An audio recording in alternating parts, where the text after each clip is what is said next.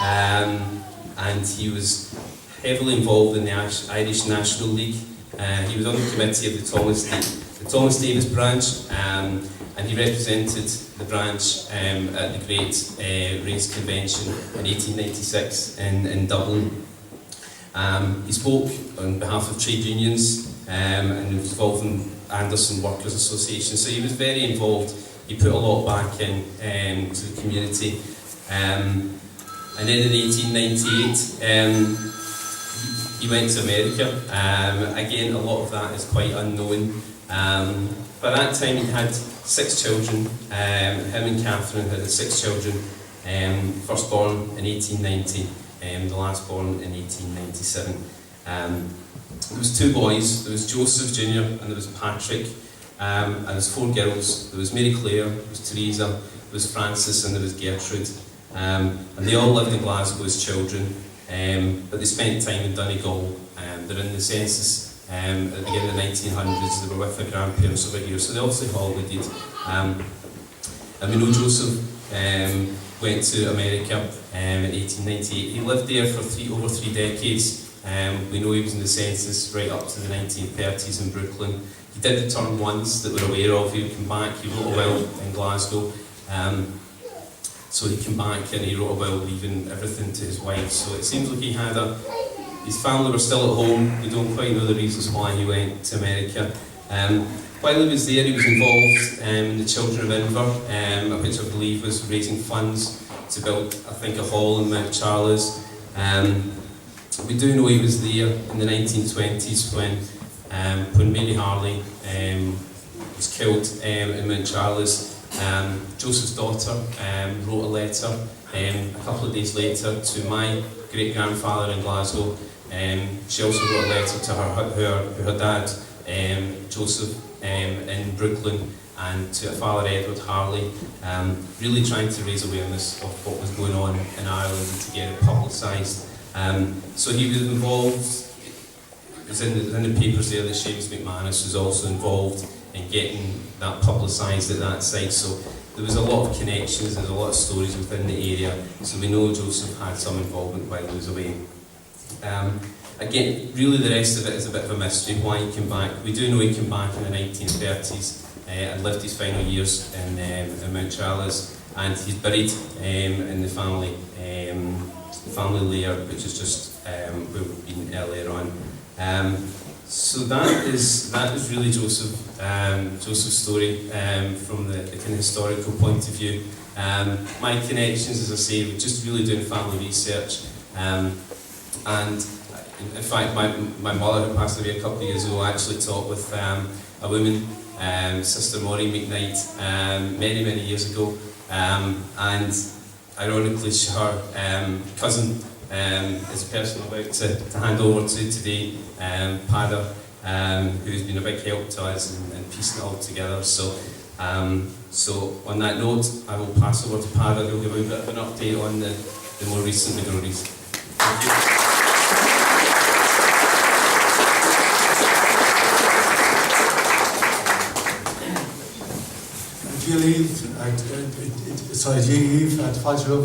You're all very welcome here today. I've been asked to say a few words on behalf of the extended McGroary family.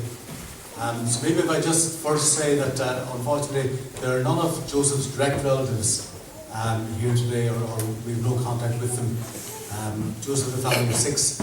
3 of them lived in Mount Charles, and they're buried in the grave with him. They were never married, they had no family.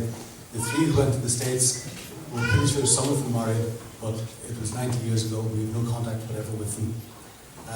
The McGroarys, the McKnights and the Tinnies who are here today, we are all the grandchildren of Joseph's brother, or Joseph's brothers. So my grandfather James and being Alvin Turrick's grandfather Bernard have been brothers of Joseph. So Paul and the others have told you a lot about Joseph's role in Scotland and his achievements. I'll just give you a bit more of a sort of a family flavour.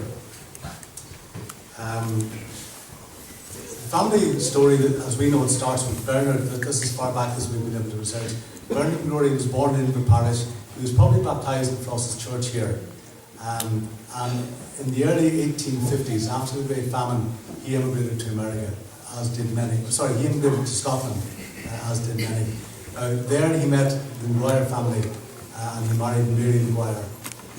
Mary's brother John would be the great-grandfather of Paul McGuire here. So that's really the connection between us. Bernard and Mary, they had 12 children born in Glasgow, and unfortunately the mortality rate was high. 6 of them died, 4 of them died as infants, 1 died as an 8-year-old child, and then their eldest son, James, he passed away in March of 1877 at age 20. Actually, 2 children died that month, a 2-year-old and a 20-year-old. So we think that's probably the trigger that caused Mary to decide she had enough. So shortly after that herself, 5 of her 6 surviving children and her mother moved back to Donegal. They bought a house, or they acquired a house in Mount Charles where they opened a drapery shop, and that became the family home.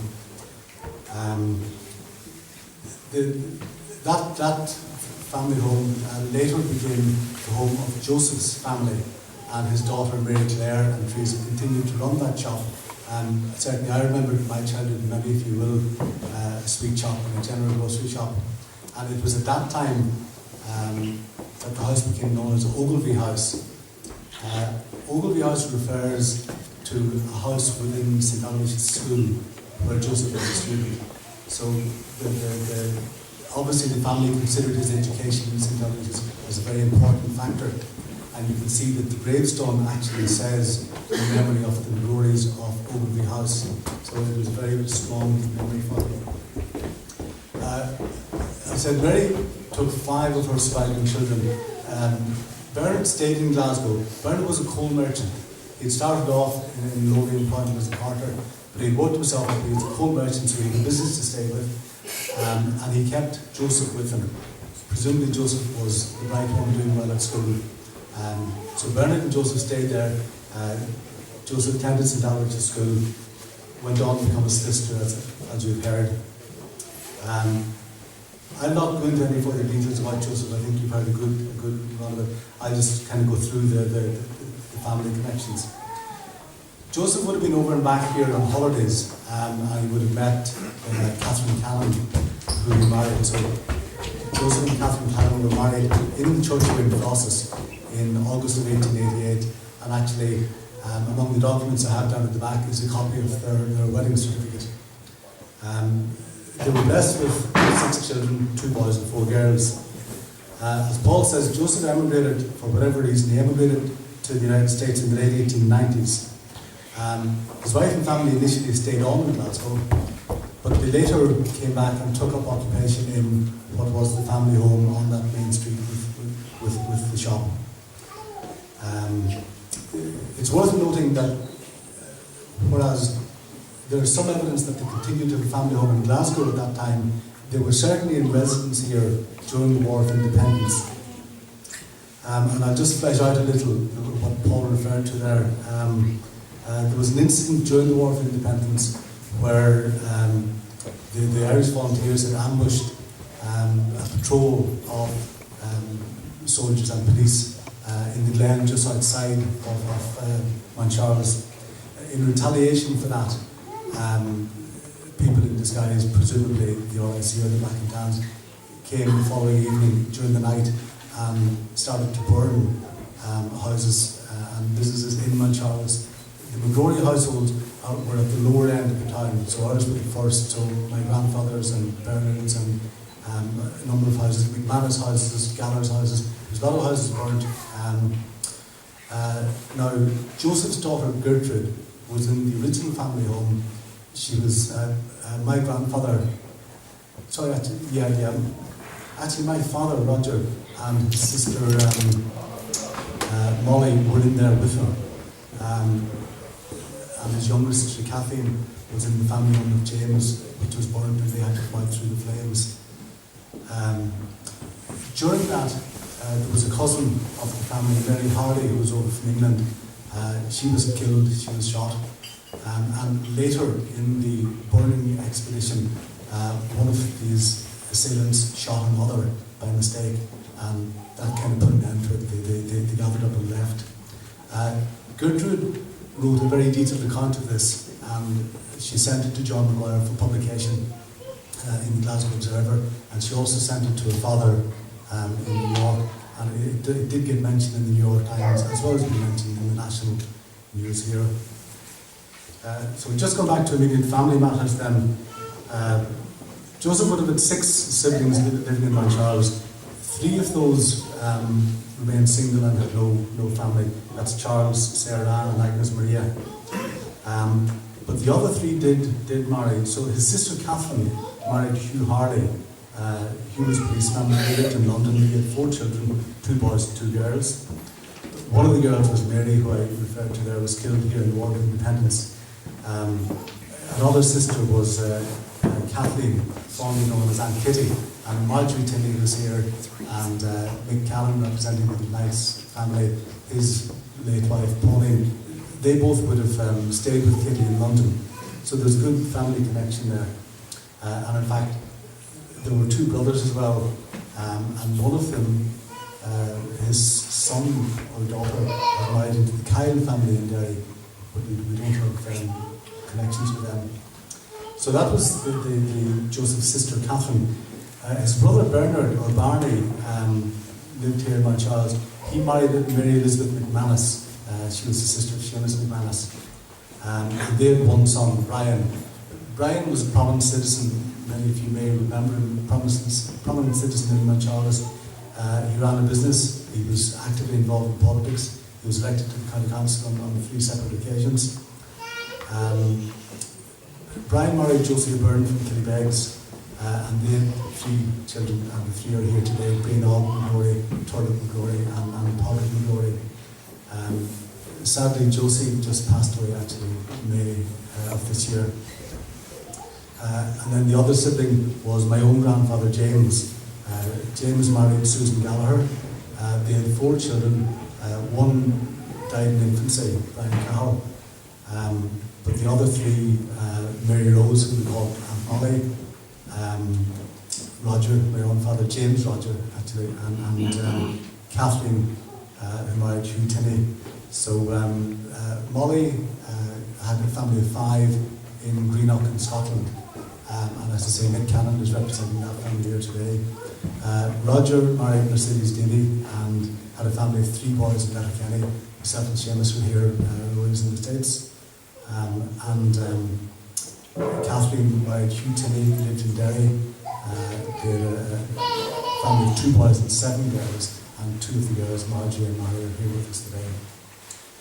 So that's kind of really the family story up to. Interestingly, I've been talking to some people here, and there's a gentleman who's offered to bring me to show me the house that Bernard left in the 1850s when he went to Scotland.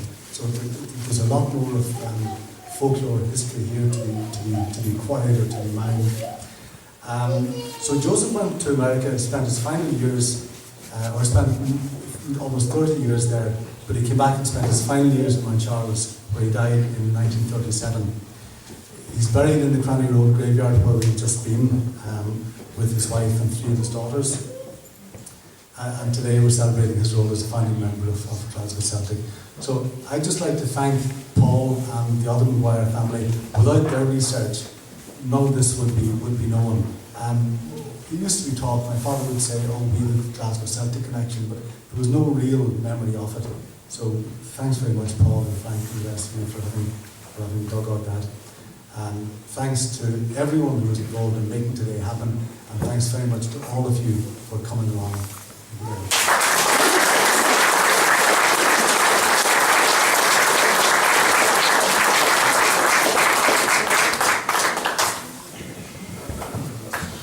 Thank you, Pater, for that history of the McGroarys. This book has been produced by the Celtic Graves Association, and it's all about Joseph McGroary.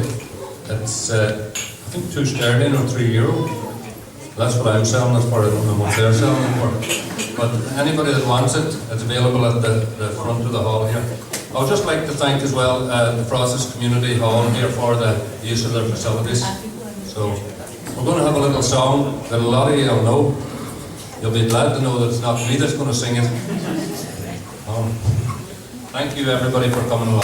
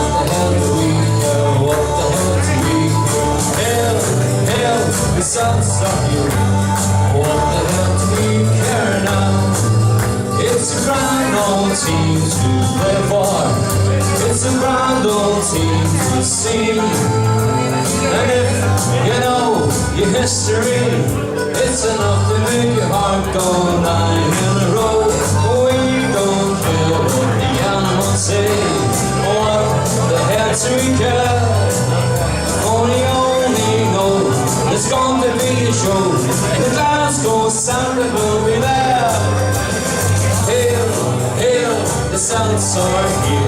Oh,